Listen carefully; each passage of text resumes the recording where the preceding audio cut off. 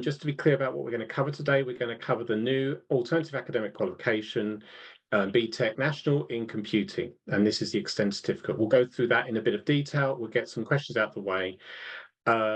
We'll also, I know some of you are probably delivering T-levels as well, so I'll probably try and talk around that as well. And I'll try and talk as honestly as possible about the position that we're in. When I'm talking about funding today, it's really clear before I start on the slides to mention that the majority of the dates and everything I'm talking about today is funding in England. There are some slides that will go through funding dates. Those are English funding dates.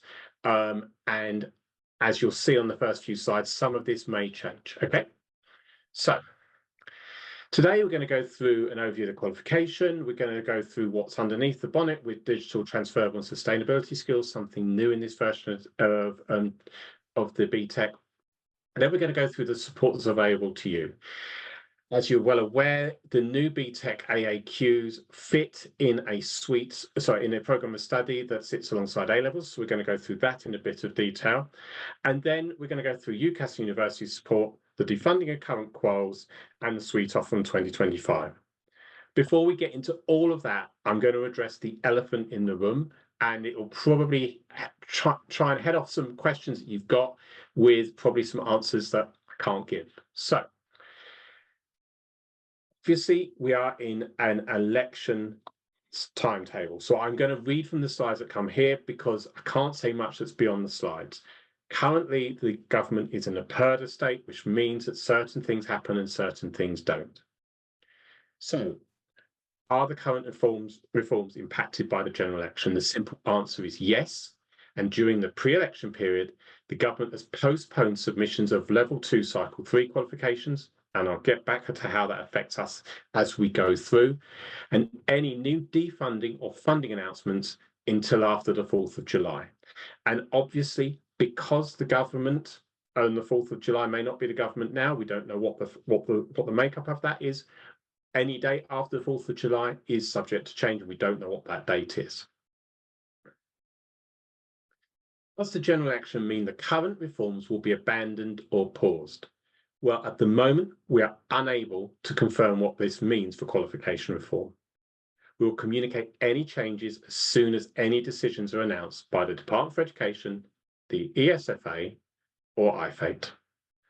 We have developed the new BTEC qualifications to meet the current AAQ alternative academic qualifications funding criteria and the BTEC technicals, which we're not covering today, in line with the IFATE requirements. And I'll talk at a very high level about BTEC technicals, but ultimately those are for 19+ learners. If there is a pause to reforms, we will continue to make our current BTEC nationals available where they have not been withdrawn by Pearson to support any changes to funding decisions. And on a later slide, you will see when the funding dates are for the BTECs. A little bit of this already. If there is a change in government, will there be any changes to reforms, and when will these be made? Simple answer is we don't know. We are unable to confirm any timeline at this point. Any changes may be announced well after the July election date. We will communicate any timelines as soon as any decisions are communicated by the Department for Education, the ESFA, or IFATE. We have developed them to meet the alternative academic qualifications. And again, we will continue to make our current BTEC nationals available where they have not been withdrawn. That is about as clear as I can get about the current state we're in after the 4th of July. Hopefully we'll have some more information for you. We've not got anything that isn't on those slides. I can try and answer questions, but basically I'm going to go back to those slides. Okay. I hope you appreciate the position we're in. So with that in mind, let's go through the overview of the qualification and the structures. And just before we dive in, let's remind ourselves about reform a little bit. So for those of you who've been on these calls before, or any of you who I've spoken to before, or Tim, or anybody at Pearson, or has been involved in anything to do with reform, the new reform comes in for first teach 2025, and where a T-level sits, a large AAQ does not, which means the maximum size of an AAQ for where a T-level sits is 360 guided learning hours. And because digital has 3 T-levels, our own DPDD and the 2 that sit with NCFE, that means that the largest digital AAQ under the current reform guidelines is 360 guided learning hours. Okay, and just to be clear about this, all the design decisions were made on that basis and on the basis that we felt that any qualification would be assessed alongside the T levels, and if there was significant overlap, it would not be funded. Having said that, all of our AAQ submissions in cycle 1 got funded, and cycle 2 we are ready to submit, and they will hopefully be funded for a 2026 start. And I will explain how that impacts one of these qualifications in a short period of time. But obviously, cycle 2, level 3 is on hold pending the election. Sorry to keep repeating myself. If you are moving from the current BTEC to the new AAQs, you're going to be ultra approved, okay? The content that we've decided for the new AAQs is refreshed and updated content based upon our current BTEC. The units are based upon the current units, updated, refreshed. We believe the structure we've come up with is simple. We've kept the same quality assurance. The assessments are all moved from an AAB to a PSAB, which means set by us, and any external assessments are going to be examined and not task-based.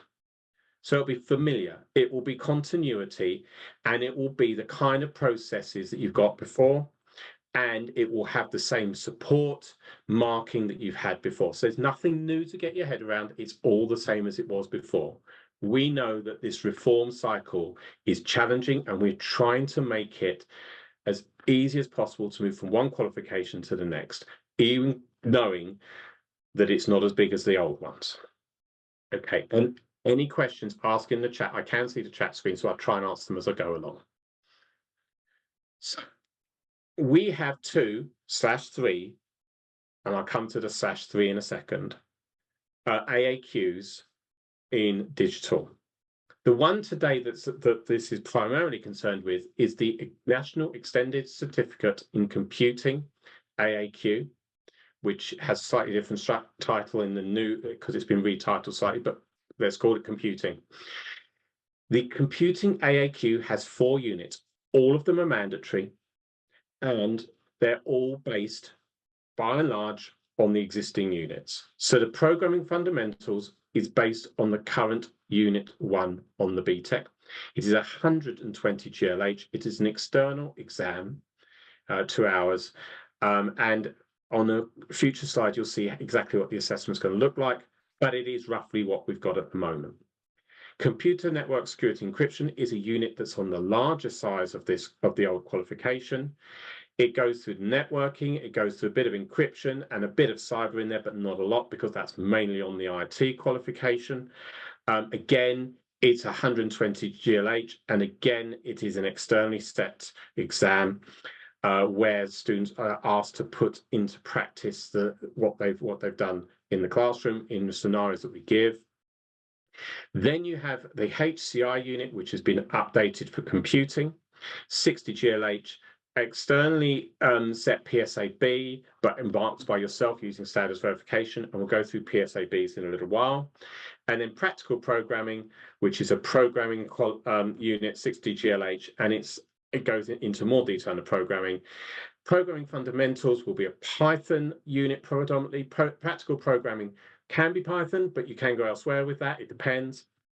But there'll be, it goes into a little bit more detail with a bit more complicated structures like linked lists and things like that within there.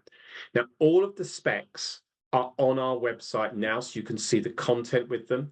The SAMs for Unit 1 and 2 are on our website now, so you can see those. The PSABs, and I'll go through PSABs as we go through a later slide, will be available at the start of the next academic year ahead of time, okay? And we are moving, as I said, from AABs to PSABs, and I'll talk about what that means to you. Okay, so that is the overview of our qualification. There is no optionality within there due to all of the nature of what I've said before, and those units are kind of what you're used to. Okay, now in the interest of nobody actually teaches computing without thinking about IT and vice versa, I wanted to cover both qualifications, and this one has a significant difference to the previous one I've talked about. So the National Extended Certificate or certificate in information technology looks like this. And in cycle 1, and it's approved, is the National Extended Certificate 360 GLH of IT, which has the 4 units of information technology systems, cybersecurity and incident management, website development, and relational database development. Information technology systems is the current unit 1. Cybersecurity and incident management is the cyber unit that's been pulled down from the larger size into this, and it's an externally set exam. Website development is an updated website unit, and relational database is the old relational database unit that was externally set and marked, made to be actually internally set and marked because we feel that that was a better way to do it this time round.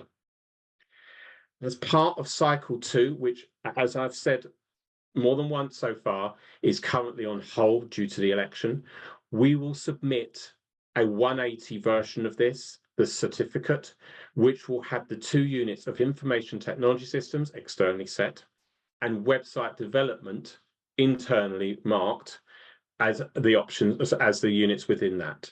So you'll have a bigger size and a smaller size, and that will exist for IT. So that's a significant difference from anything I've put on sites before, and a significant difference from computing. And I'm happy, if you want to ask questions in the chat, I'll come across all of those questions as we go through, okay? So that is the overview from the top level. What would it feel like for you delivering? Well, and we have all of these guides on our website, if you look on our website, there are transitions guides with all of this kind of information in there and a bit more. So Programming Fundamentals is a 90-mark external set exam. It is available in January and June. It covers the same content as the current Unit 1, and its first assessment is June 2026. So in the first year, you'll only get the June assessment, but that's pretty normal. Also available is Unit 2, external, which is the network security encryption. And when I say network security encryption, it is networking. There's a networking element in that. We got significant feedback as we was going through the development. The networking was needed, and it felt that it would sit here. So it'll be topologies and all sorts of things like that, plus a bit of security within there. Again, that's a 90-mark exam, externally set and marked. And again, it will be first available in June 2026. HCI will be an update of the old HCI unit, as you've already seen and you're already used to. It will be set through a PSAB. So I've talked about PSABs quite a bit, and for any of you who have delivered the Tech Awards, you'll use them, but the majority of you may not. So PSABs are Pearson set assignment briefs. So one of the big changes this time round is that we don't have authorized assignment briefs. We don't have assignment briefs that you go away and write. You're given an assignment brief by us, and then you mark and go through the standards verification with that assignment brief, okay? We anticipate the PSAB will take 20 hours to complete. It has 3 tasks. Each of the tasks is roughly mapped to one of the learning outcomes. And for the PSABs, and it's true for what I'm saying for computing is the same for IT, they're both designed the same way. You'll have a choice of client briefs. I believe there's 5 for each one. So that means that you can have a different scenario each year. You will mark the PSAB, and then we'll standards verify at Pearson. You'll make the assessment decisions, and the PSAB will be the PSAB for the lifetime of the qualification. So we don't change the PSAB year on year on year. It is the PSAB for the lifetime of the qualification. So when those get put online, which will be the beginning of September, hopefully, then you'll see exactly what's there with the assessments, but you'll be able to see the content now. Practical programming has the same approach with a PSAB. We anticipate that the majority of the time in Unit 4 will be the PSAB because of the way it's Good question, Conrad. Does the whole cohort have to take the same brief? I don't believe they do, but I think it's probably good practice that everyone does, and that you can change brief every single year. So basically, you'll have a scenario. I think there's a scenario for camping in one of them and things like that. So different scenarios, but you're asking the same thing every time, and they'd be given stimulus and material. So for programming, you're given some programming code, and for HCI, you may be given some kind of input. And for databases, you're definitely given some design work at the start, if that helps. But I hope that answers that question. So the PSAB is a bit different. It's a different way of doing things, but hopefully it takes all of the pain and enjoyment that you have of having to write the assignments at the beginning of the year, and hopefully make it a little bit more manageable for you, and you can concentrate on the teaching. Okay.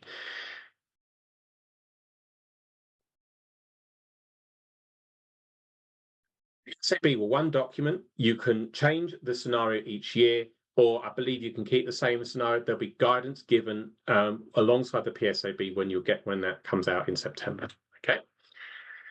So the quality methodology we'll be using will be the same as you have at the moment on the BTECs. They will be standards verification. The only thing that changes is you don't set the assignment, we do. You check to choose which scenario within the assignments.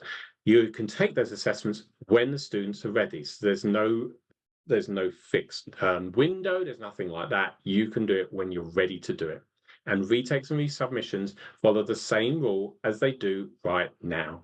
So you can retake, you can resubmit following exactly the same guidance. It is exactly the same as you've got now. So that continuity, which we feel is most important when everything's changing around you and we do feel your pain, the continuity we're trying to provide through the assessment and through the content to make sure that you can use the same materials and the same approach that you have successfully used for the last few years. Okay. We're going to go on to more generic stuff in a minute. If there's any questions, please put it in the chat and I'll try and answer as I go along.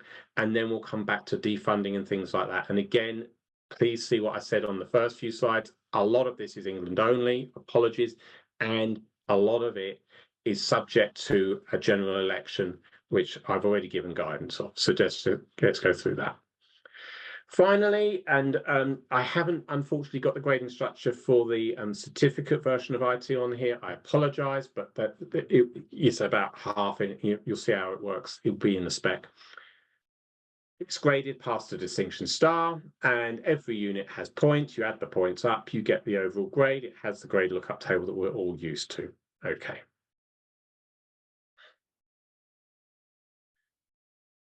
So embedded in our new qualifications are transferable, digital, and sustainability skills. These are designed to create the skills ready for the next generation careers, and they are within the specification. So we're trying to create a qualification. We've looked beyond the needs of qualification that is ready for the careers that are not there yet. We have all heard that the majority of careers in 20 years' time don't exist right now and all those kind of things. What we're trying to do is future-proof the qualifications by making sure that there are opportunities to teach beyond the specification or to embed those skills within it. Yes, you can use the same PSAB over 4 to 5 cohorts. Yeah. We're only going to have one PSAB for the lifetime of the qualification. So within the specification, there will be things like transferable skills, and they're on the screen. I'm not going to go into each individual one or what it means, but you get the idea. And they are embedded into the assessment criteria and to the individual content, okay? So you could see where the jumping off point is to taking personal responsibility or critical thinking. Not all of those transferable skills will be in every unit or indeed every single qualification, but they are there. And they have been designed with HE progression in mind, as well as future careers, such that HE providers are given feedback on this, and we believe they do set learners up for progression. So what you'll see when you get one of the grids, this is a Learning Aim B from, I believe it's from a science unit, is at the end of a pass merit distinction criteria, you'll have this kind of in brackets part, and that will map across to the type of transferable skills you've got, so you can see which one we think fits where. It might be there are other opportunities which you find yourself, but when we've looked through and created a qual, that's what's there. Obviously, we're digital people. We're dealing with digital qualifications, digital students. So what we've done is we've embedded digital skills into all of our qualifications, or we've created a framework based upon the I-FATE framework that had problem solving and handling data, etc., within there, and identified where that sits so that learners are ready for the digital careers of tomorrow. Again, it is similar. What we have done with the digital skills is created those, map those skills where they are naturally occurring. We do not expect, we do not anticipate, and we certainly do not want any extra assessment created for those. Those are where they naturally occur. Okay, so you're not assessing digital security where it doesn't naturally occur, for example. So the digital skills in practice, there is at the end of the specification, in the appendix, different parts of the digital skills, and it shows you where it maps into each of the individual bits of content. Okay.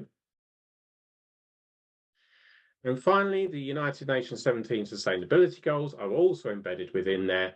They are all on the screen. There are far too many of them to go through right now, but they are all on there, and where they naturally occur and they don't create extra burden to assessment, they are mapped into the specification.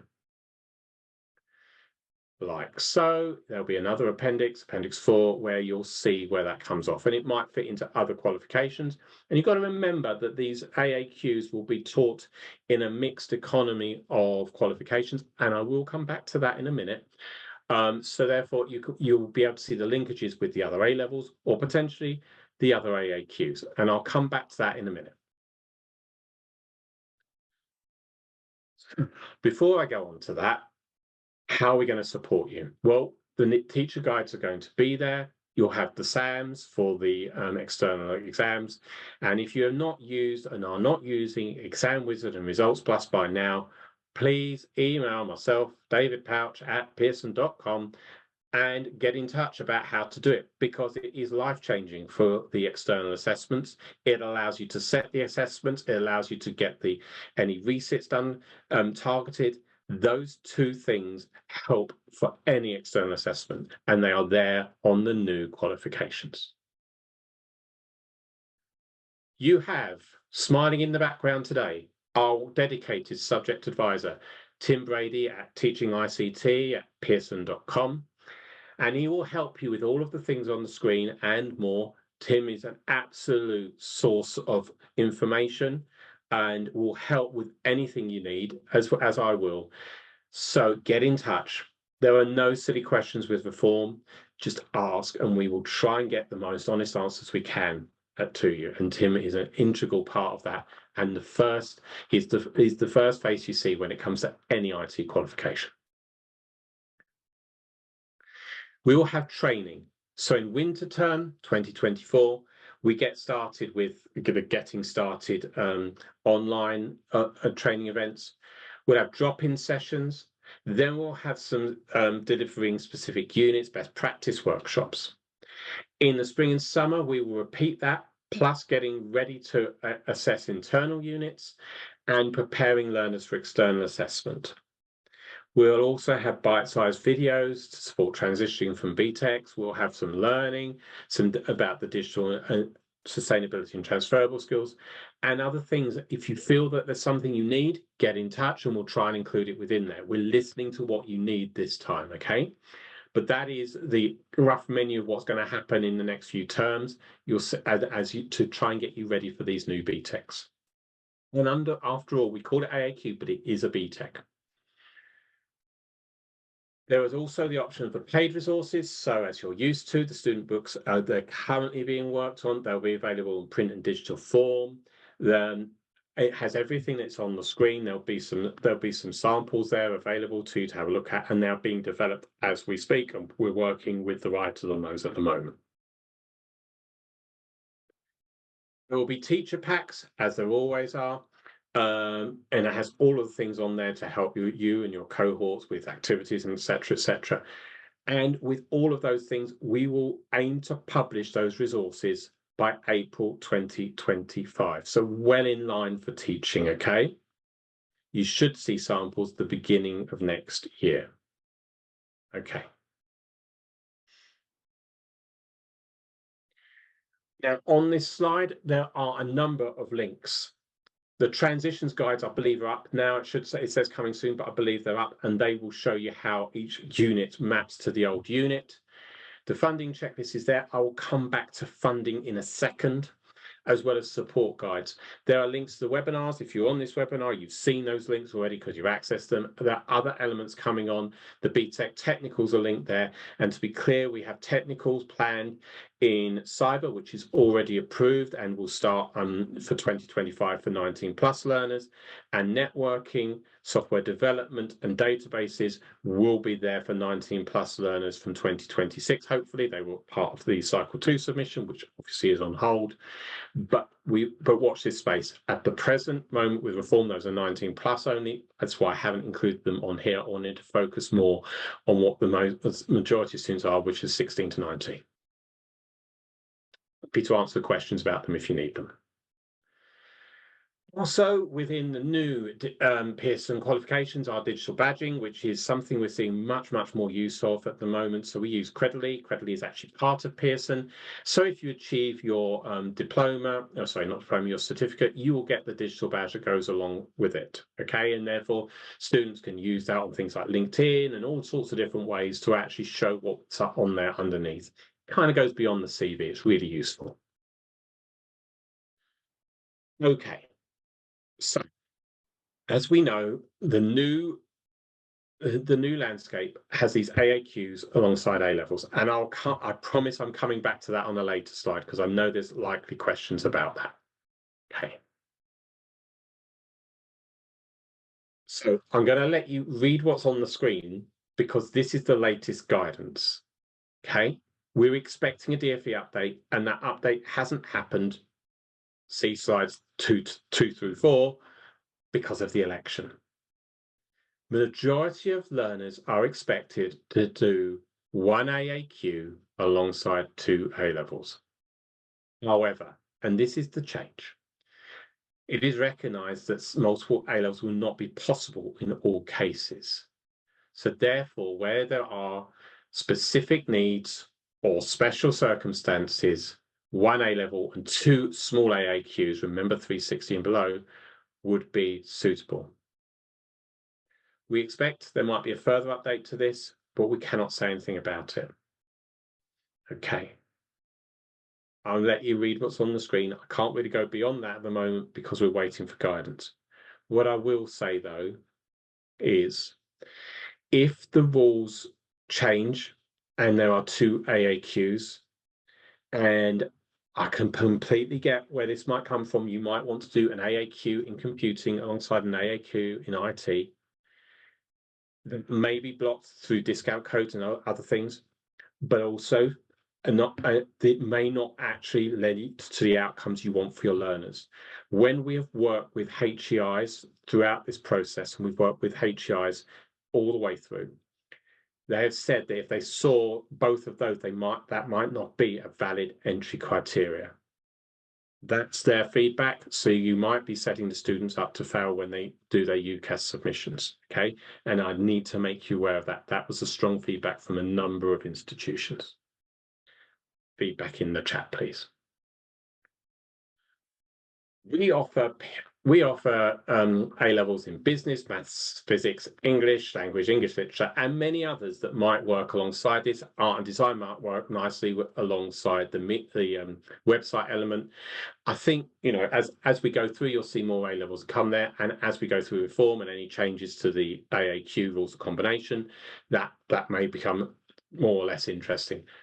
Watch this space, have a look at our website, see what A-levels work with these, okay? Set your learners up to do what they need to do and their outcomes, okay?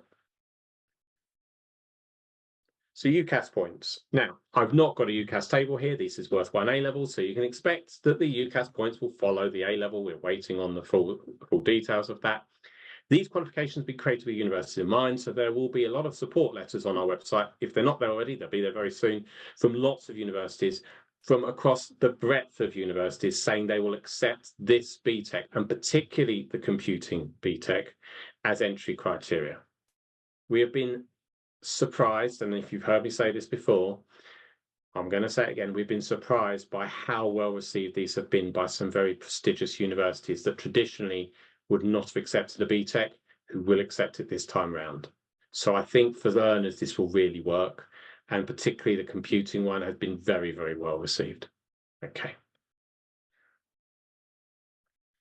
So here we come to the bits about defunding. So on your screen, you will see all of the BTECs that defunding affects. And as you will see, for the next academic year, nothing changes. Okay. If you are teaching one of our latest versions of BTECs, and if you're not, the other ones were defunded already, so you should be, then they are funded for 24-25. Then from 25-26, we move to the AAQs, and all of them become defunded under the current reform timetable. See slides 2 to 4. Okay. Don't think I've got much more to say about this than one other thing is I know that some of you move learners up and down sizes. The last date for registration will be sometime in July, so you're going to have to make those movements in the 24-25 year and not wait till 25-26. There is guidance which I've been asking for a while, and Tim knows I've been asking for it for a while, which will go on our website, which will talk you all through that. But if you're planning to move learners up or down, do it before they leave for the summer is my strong advice. Okay? I hope that helps. Okay.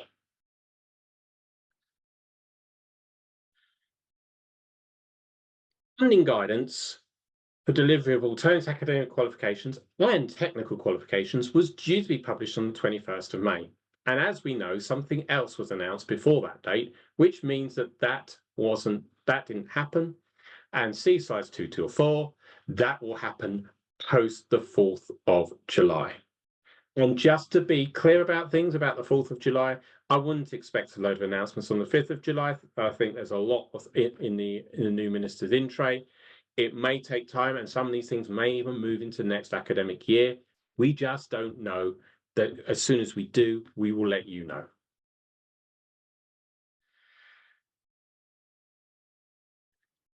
Looking beyond IT and looking beyond computing, the BTEC suite will look like this as we move forward. The following qualifications were submitted in cycle 1. They are funded, they are ready for teaching, and they're approved. So those are good. And in there are 2 of the ones I talked about in computing and IT. All of these, the SAMs and the specs are on our website. We also have the technical occupational entry for cyber within the adults only, and personal trainer is the only one which is available for 16 to 19. The reason why we can't make cyber available for 16 to 19 is the T-level. The rules of funding mean we can't. Please see slides 2 to 4. We will then, well, when cycle 2 level 3 kicks back in, the following qualifications will be submitted. The extended diplomas are the large size AAQs. In other words, on the right, no T-levels sit where they sit. And on the left, there are extended certificates in all of those subjects. So games development was in there, which some people are interested in, creative media production, if you might be interested in, and all of those.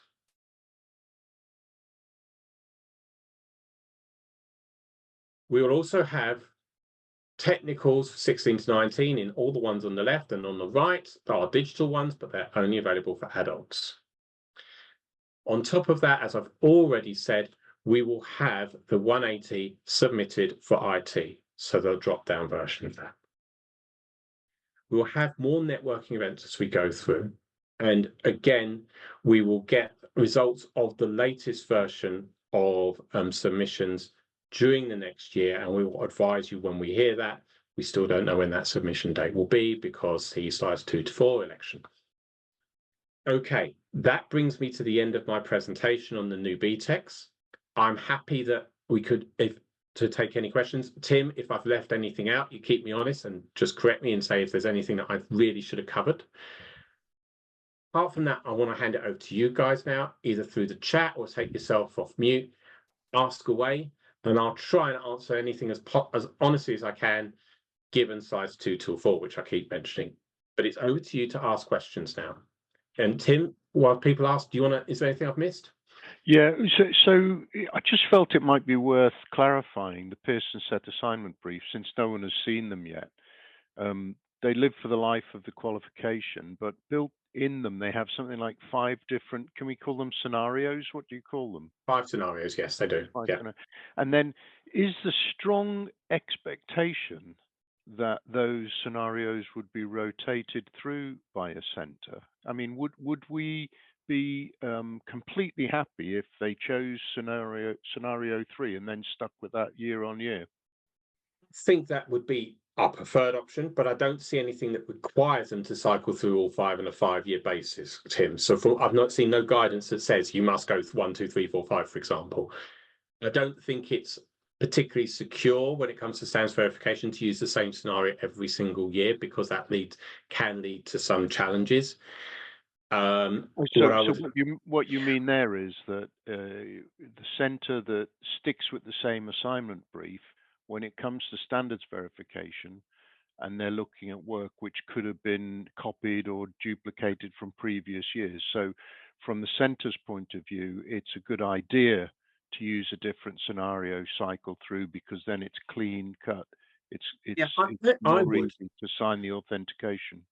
Yes, I think so. And I think it does make things cleaner for yourselves when you're marking. Yes. If I was in centre, I would do that for that exact reason, Tim. Yeah. Do we know whether we're going to add to the 5?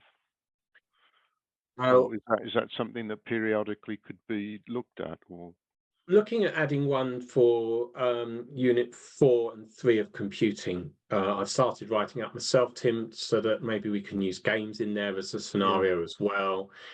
I think we will look at that. There is nothing regulatory that stops us doing that. It does take a bit of work. Here, though, the big change is that assignment briefs cannot be written by centres.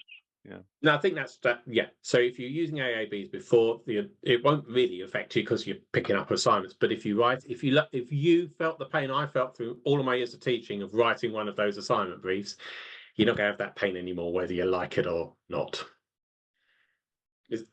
Does that answer, Tim, what you said? Yeah. I think it's clarified it a little bit for me. I mean, it'll be good when we see the evidence, and because presumably there will be administrative support guides or whatever to go alongside it to clarify the processes, etc. I believe that's why there's a bit of delay getting them out there, but I did get a date today about when they'll be on the website, and it will be early September.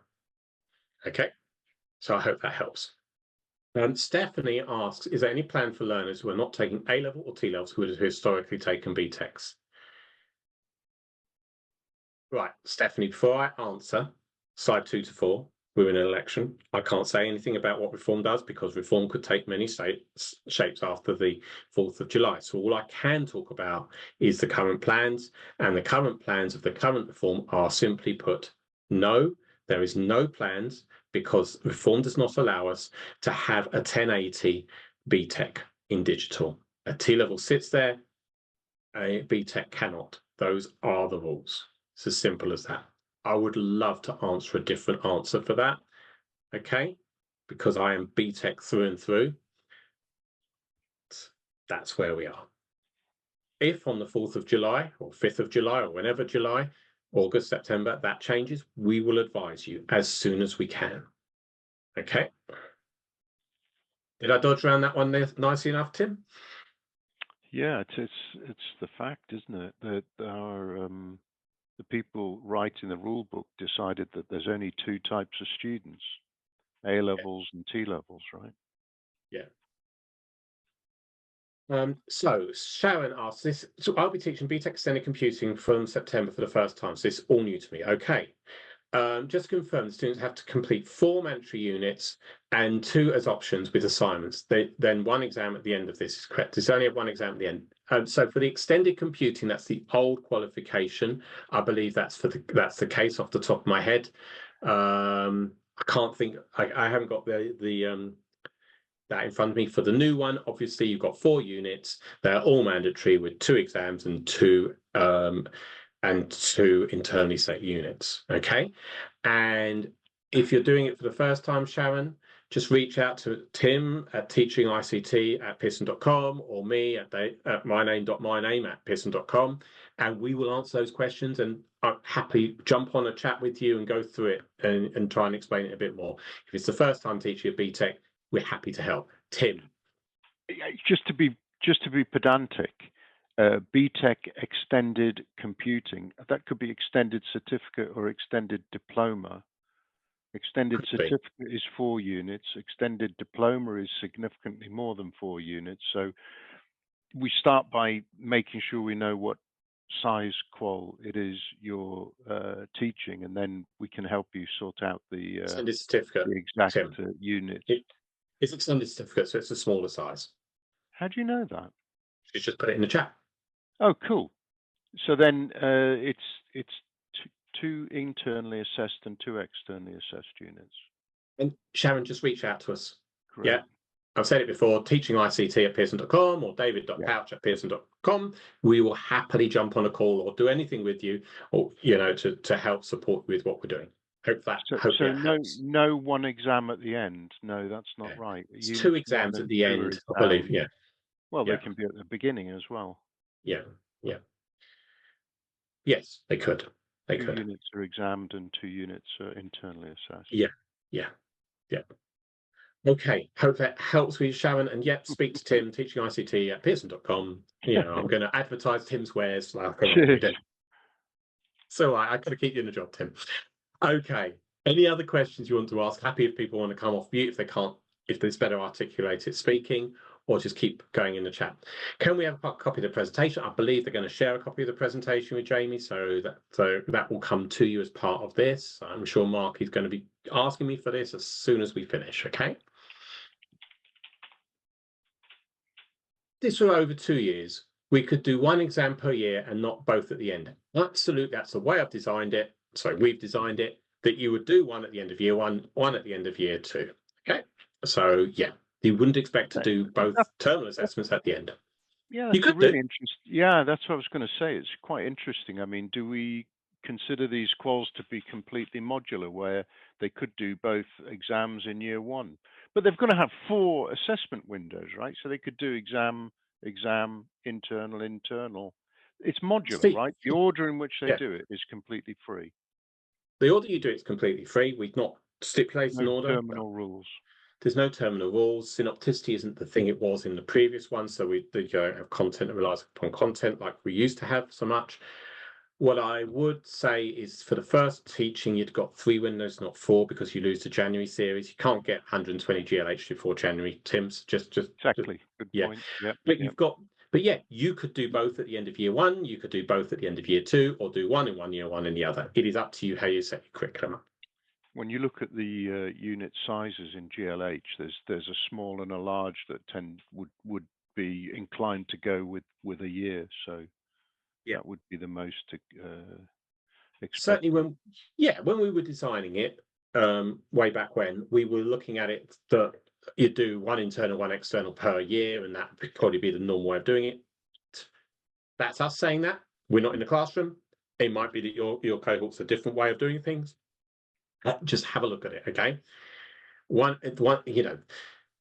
It's up to you to design your curriculum around this. Yeah. Okay. Right. What else? If they resit the exams, does the school benefit from the improved grade or the first sitting? I believe it's the improved grade because nothing is put through to the final grade. So my answer to that one.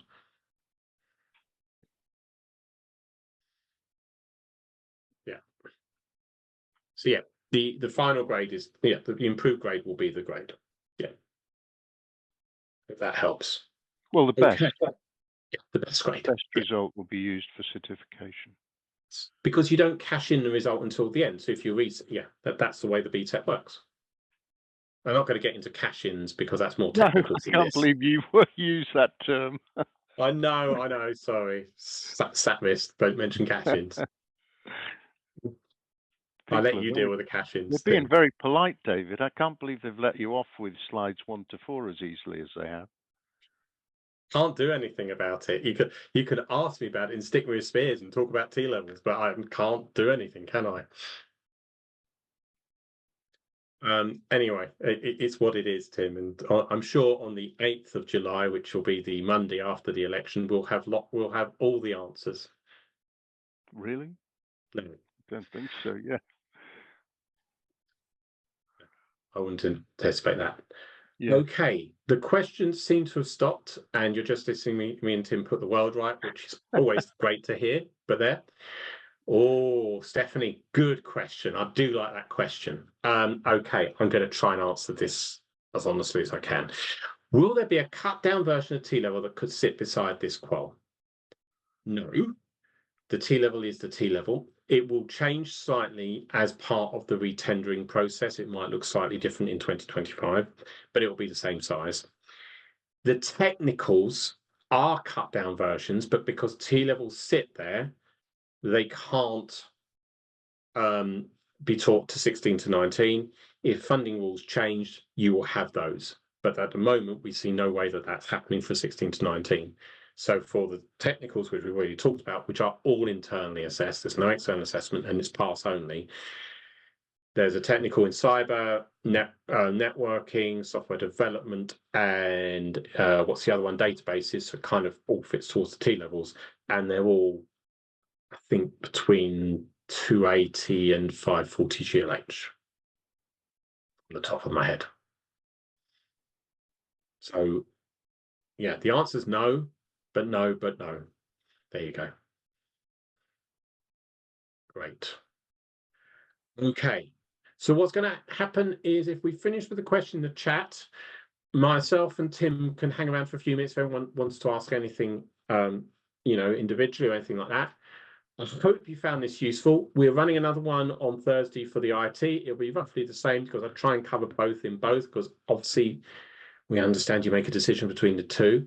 I hope you found it useful. If you've got any questions about this or T-levels or reform, teachingict.com and Tim will talk to you about T-levels till the cows come home, or you can email me and we will answer as honestly as you can about all of the future. We do understand the positions you're in, so please ask away. And as soon as we have clarity on size 2 till 4, we'll let you have it. But I hope you found it useful. I do wish you all the best with your exam because I know you're in an exam period, and thank you for joining. And when it comes, have a peaceful and restful summer. But thank you for joining us today.